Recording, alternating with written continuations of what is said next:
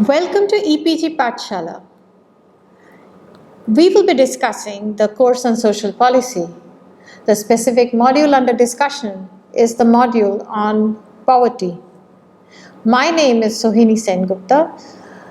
I'm a faculty at the School of Social Work, the Tata Institute of Social Sciences in Mumbai. The objective of this module is to introduce you to the basic concepts and theories of poverty, to introduce some poverty measurement methods, to understand some debates around poverty definitions and why these are controversial, and also to highlight the role of social policy in poverty reduction. What is poverty really? Poverty is defined as a state or condition of deprivation of various economic, political, and social resources. In its simplest sense, something that all of us understand and we don't need a definition, it implies the lack of specific and essential material needs that people require for leading their lives. And please pay note, I'm not saying to survive, I'm saying the resources that people need to lead their lives. Why do we need to define poverty? Since poverty has such a matter of fact definition and we see poverty all around us all the time, all of us are fairly certain about what poverty means, then why do we need to define it? We need to define poverty in the context of social policy, essentially so that we can formulate appropriate policies to eradicate the social problems. What happens when you don't define a condition? How do you make judgments about what condition needs remedial action? Meanings or definitions of poverty influence measures and policies.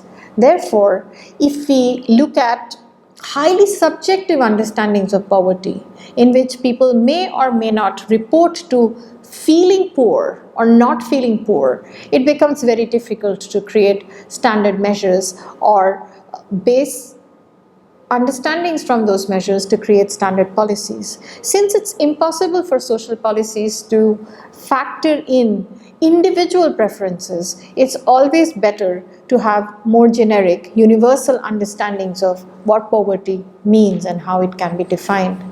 Among the commonly used definitions of poverty that you may be familiar with are two stand out.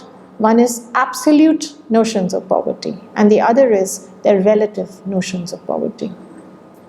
As the name suggests, absolute poverty usually means severe deprivation of basic needs. Basic needs: food, shelter, education, information, and health. If individuals and groups lack in these resources, then they are said to be in a state of absolute poverty. Beyond absolute poverty or below the threshold of absolute poverty, existence will not be considered to be a decent human existence. Relative poverty, on the other hand, is something that emerges out of comparison and tends to refer to developmental and societal inequalities, which can include or incorporate individuals and groups whose absolute needs are probably met, but who severely lack in comparison to their peers and fellow citizens in a society. Let's look at absolute poverty definition that emerged globally from the 1995 United Nations Summit at Copenhagen. Here, absolute poverty was defined as a severe deprivation of basic needs for the first time, and it included very clearly food, safe drinking water, sanitation facilities, health, shelter, education, and information. It was dependent, according to the UN definition, whether people are absolutely poor or not was dependent not only on the incomes that they earned. Basically, do you earn enough to access food, safe drinking water, sanitation, and so on and so forth, but also whether they had access to specific social services that were created to provide these services to people. What do you think? In the context of India, would you say that most citizens of our country are free from absolute levels of poverty? This is a question that we will keep coming to again and again as we progress in the course on social policy. As of now, let's leave it hanging. Absolute poverty is defined in terms of pure survival and subsistence, and it comes from a very narrow notion of the ability to fulfill the basic physical or physiological requirements, by which we mean biological requirements. How many calories do you need to be able to fulfill your normal everyday function? That is like a biological requirement. What kind of shelter do you need so that you don't get scorched by sun or wet by rain or washed away at floods? Right? These are physiological requirements. In the early 20th century, it denoted the lack of income to meet basic physical needs. So if you said that somebody was absolutely poor, it simply meant that they were jobless or they had no income, they had no money to buy anything that they need. An absolute standard of poverty will be based on the actual needs of the poor, which means you would probably, if you want to demonstrate that a group of people are nutritionally undernourished and hence hungry and lack access to basic needs such as food, you would probably have to undertake anthropomorphic measurements to get their weights and their height, and then compare it with a universal standard to determine, okay, so is this group of people, are these individuals below a certain threshold which suggests absolute need of food not being met by the society. Hunger and nutrition are usually the key concept in absolute poverty, because absolutely poor people lack access to this basic minimum requirement for survival. Relative poverty is a more multidimensional concept embracing all major spheres of life dependent on experiences and conditions that people may have, and also on income and material resources. Understandings of relative poverty does not do away with the idea of material needs. However, it also factors in other amenities, other standards of life, ability of people to participate in the lives of their community, and so on. Relative poverty describes a situation where people cannot obtain all or sufficient conditions of life, that is, diets, amenities, services which allow them to play the roles, participate in the relationships, and follow the customary behavior which is expected of them by virtue of their membership of society.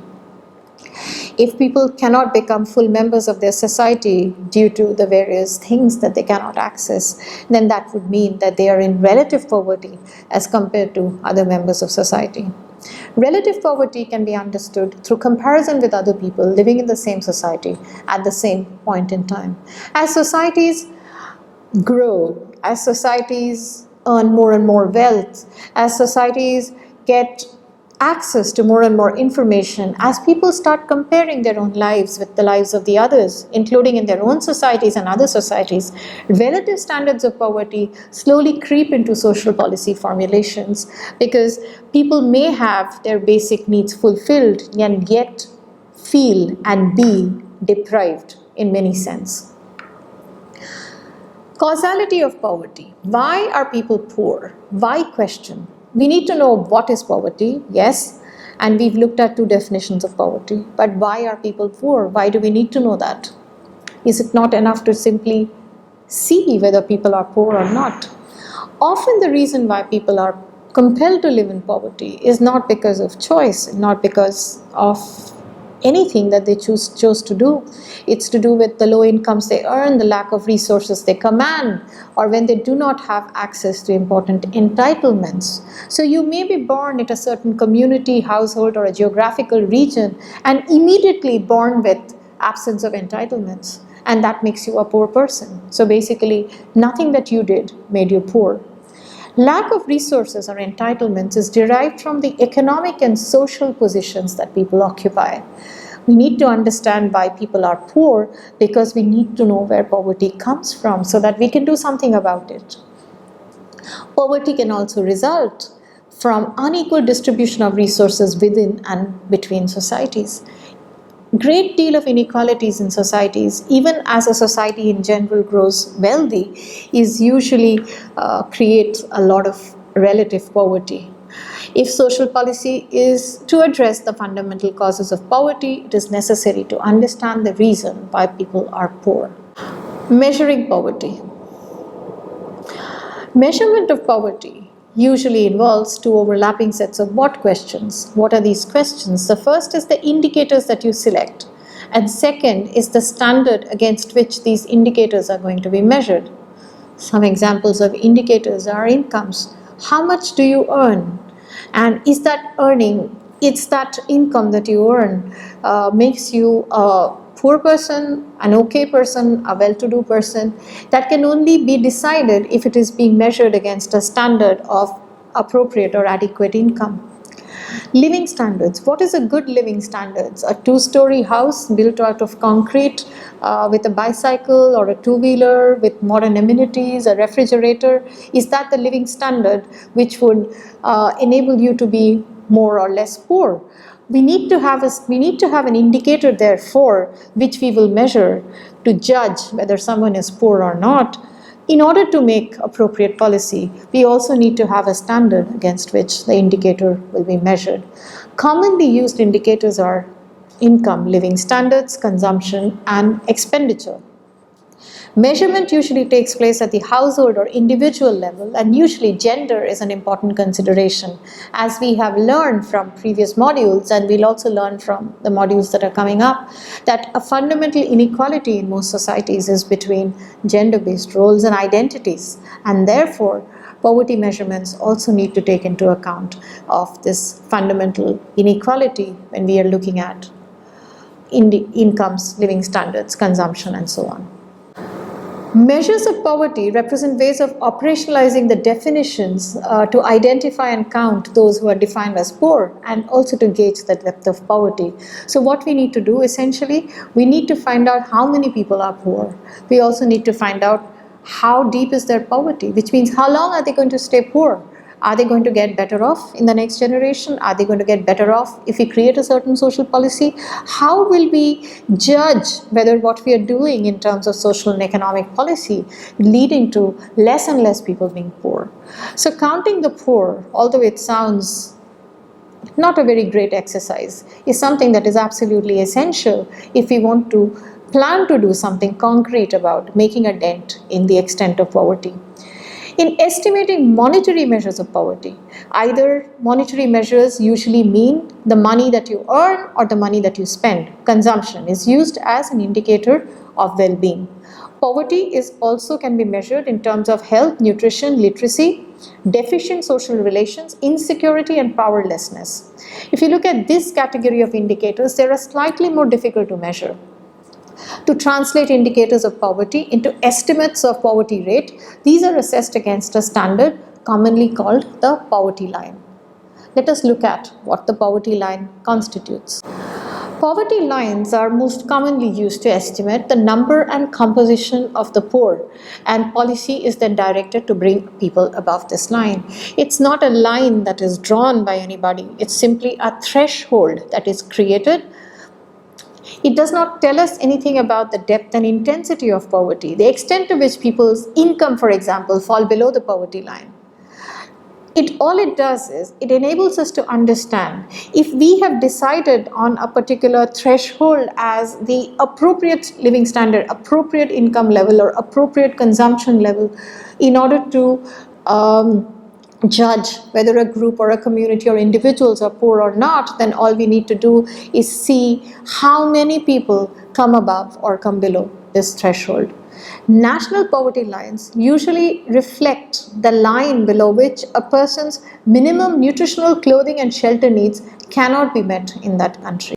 Let's look at it specifically in the context of India. What are we actually measuring when we say X percentage of people are below the poverty line, or Y percentage of people have crossed the poverty line, or Z percentage of people are far above the poverty line, and so on. In the context of India, the poverty line is hinged at the notion of 2 square meals a day. It determines the required calories necessary for an average Indian person, age, sex, region, work pattern. It's about 2,250 kilocalories. It does not take into account the internal diversities of these individuals. 2,250 kilocalories is considered to be the required dietary or nutritional requirement for a human to survive and not die of starvation. And that whether individuals are able to obtain this 2,250 kilocalories is then used as a threshold to measure how many people in the country are poor and how many people are not poor. Estimating households that do not have incomes or expenditures that allow them to obtain necessary calories would be therefore the poor in the context of the poverty line in India that we use to measure the very, very basic level of poverty. The National Sample Survey Office in India, National Sample Survey Organization, conducts annual consumption expenditure surveys for sample households in rural and urban areas every 5 years and also every 2 years. Using data from the above, per capita expenditure level at which households are consuming 2,250 calories in rural and urban areas are derived. These are called the poverty lines for rural and urban areas for different states. So different states may have hinge their poverty lines at different levels depending upon the money that is required to purchase basic food commodities that will add up to the required calories so that you are counted as being poor or not poor. The latest poverty trends are based on methodologies established by a government expert group called the Tendulkar Committee in 2004-2005. The Tendulkar Committee poverty line has been enmeshed in a range of controversies, including one which says it's simply put too low. What happens when you pitch your threshold of poverty line as very low? It means quite a lot of people whose basic needs are not being met will actually escape this poverty line. They will be counted as non-poor. So to be not counted as poor means that you will be denied access to certain social programs and social benefits that the government may deem as necessary for only those who are the absolute poor in the country. And hence, poverty lines are very political, very controversial, and there is always views about what would be the best way of measuring the people who are poor.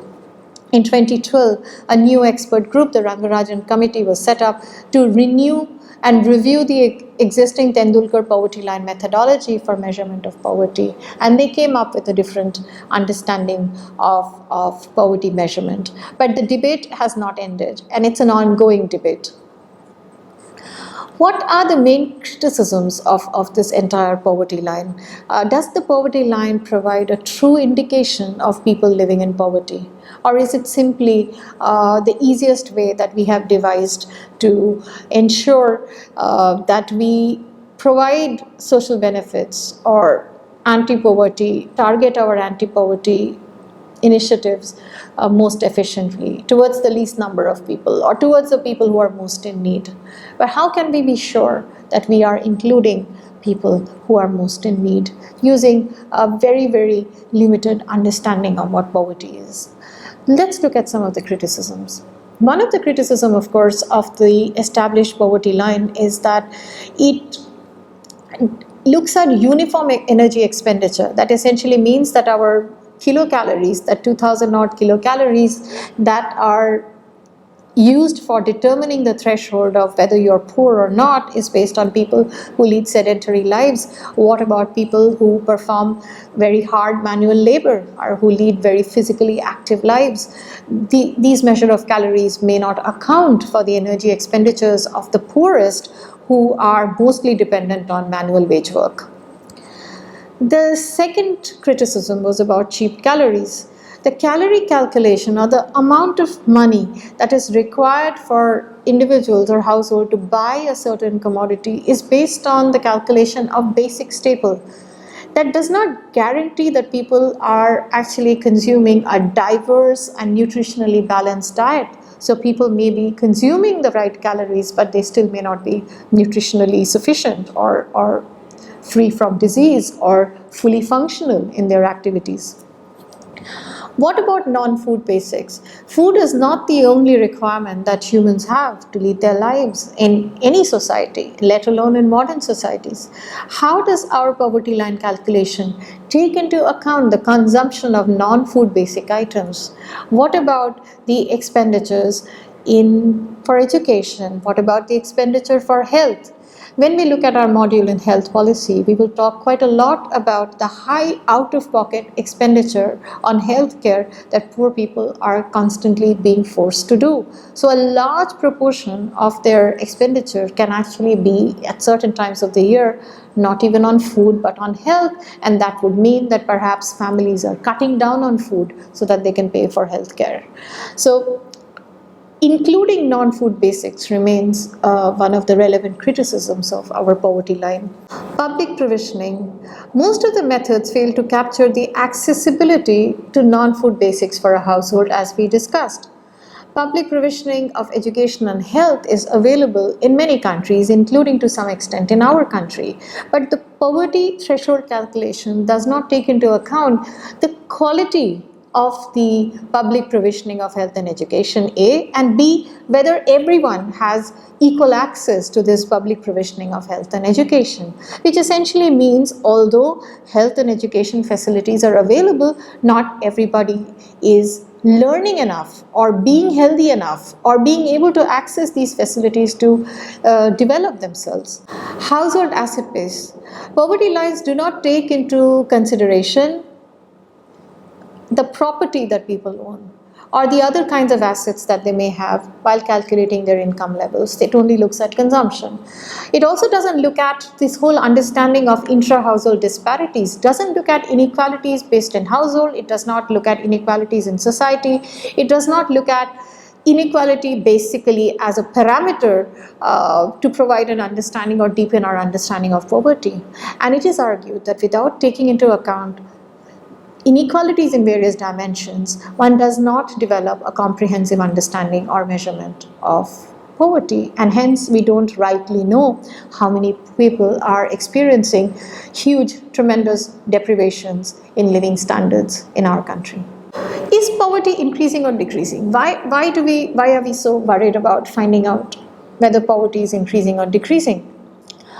Globally, there's a poverty line. There are national poverty lines and there are international poverty lines. Looking at the international poverty line, which is 1.25 US dollars a day, which was the international poverty line till about 2015, between 2008 and 2015, that was the poverty line. Using that as a threshold, it was calculated that less and less people are poor in the world. Yeah. So what the World Bank data actually shows is that despite 59% increase in world's population between 1981 and 2010, there was a fall in poverty levels by 21%, which means people who lived below $1.25 a day actually became less in numbers, which meant that poverty overall, if we use a measure of poverty line, is actually decreasing. India, for example, reduced the number of its poor from 429 million people in 1981 to 400 million people in 2010. And the extreme poverty rate dropped from 60% of the population to 33% during the same period. There is a great deal of disagreement in actual both absolute numbers and in proportions in terms of whether poverty is increasing or decreasing. It's usually very, very political because decreasing number of people in poverty shows that social policy has been working. On the other hand, it also might mean that we need to spend less on social policy since we have less number of poor people. So the data is always controversial. Despite the good news, India, however, accounts for, even using a minimum threshold calculation of poverty line, India accounts for a higher proportion of the world's poor than it used to. In 1981, it was home to 22% of the world's poorest people. India has 33% of the world's poorest people. And since we are a country of 1.2 billion people, that adds up to quite large number of people who are living in absolute poverty. The World Bank uses the parameter of differences in the cost of living across the world to create a global poverty line, which is periodically updated. Since 2008, $1.25 a day was the global threshold. As of October 2015, the new international poverty line is $1.90 US dollars a day. Based on this count, just over 900 million people globally lived in poverty in 2012. In 2015, over 700 million people will be living in extreme poverty. This was a projection that the World Bank report had made, which essentially means that although there has been considerable reduction in levels of poverty, the number of millions of people living in absolute poverty, even if we use the smallest and simplest measures of calculating poverty, remains considerably high and requires concerted action from national and global actors. In recent years, there has been a great deal of criticism, as we mentioned, of simply using monetary indicators like income, consumption, etc. to measure levels of poverty. There has been an emphasis on non-monetary indicators such as education, health, sanitation, water, electricity. These are also important for understanding the many dimensions of poverty that people experience. These are an important complement to monetary measures of poverty and are crucial to effectively improve the lives of the poorest. As with the growing understanding of multidimensional indicators of poverty, Government of India undertook what is called the Socio-Economic Caste Census Survey for the first time. The results, the SECC for the first time used 7 criteria of deprivation instead of the usual one of a calorific indicator. These criteria were households. It took into account a notion of shelter. Households with only one room, no solid walls and roof, households with no adult members, female-headed households with no adult males, households with differently abled or no abled members, scheduled caste and scheduled tribe households, households with no literate members above the age of 25, and landless households whose main source of income is manual casual labor.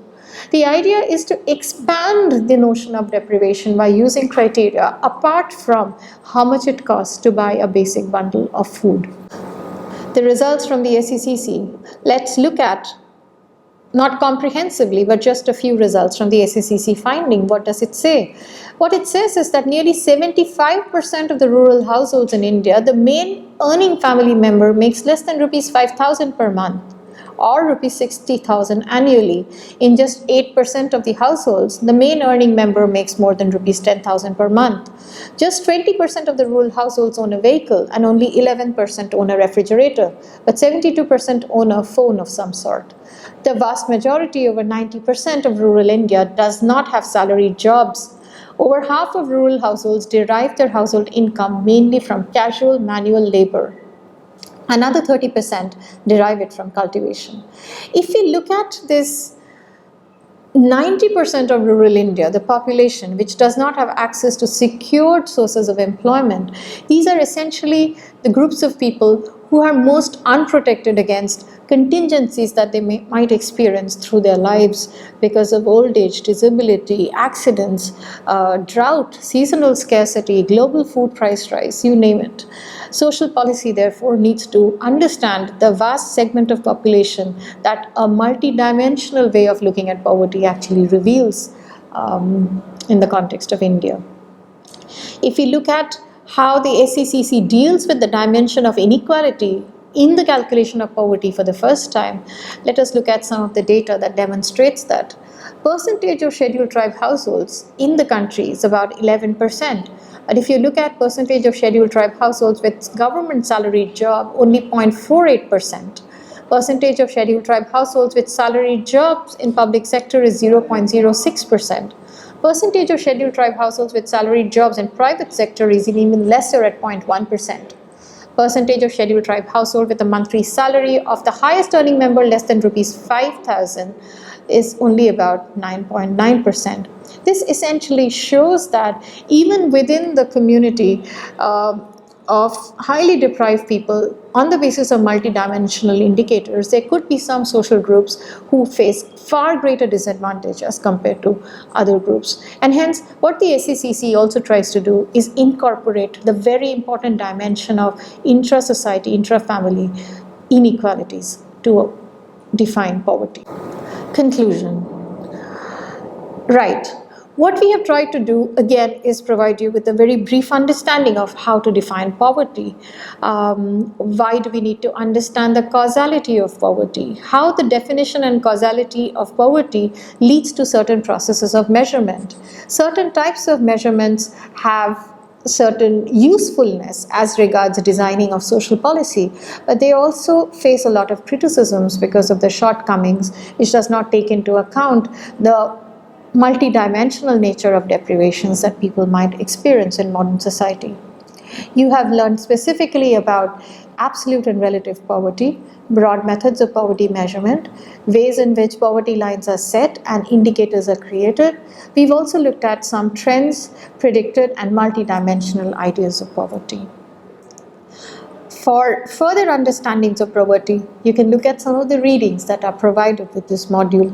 You're also encouraged to look at the World Bank site for poverty and look at the different ways in which they are managing poverty measurement, they're changing the ways in which they're predicting. And the recent report is also showing the efforts to include multidimensional indicators of poverty. You're also encouraged to look at the findings of the SECC socioeconomic caste census that was undertaken, survey of household that was undertaken in India in 2011 and whose findings are now available in the public domain. Thank you.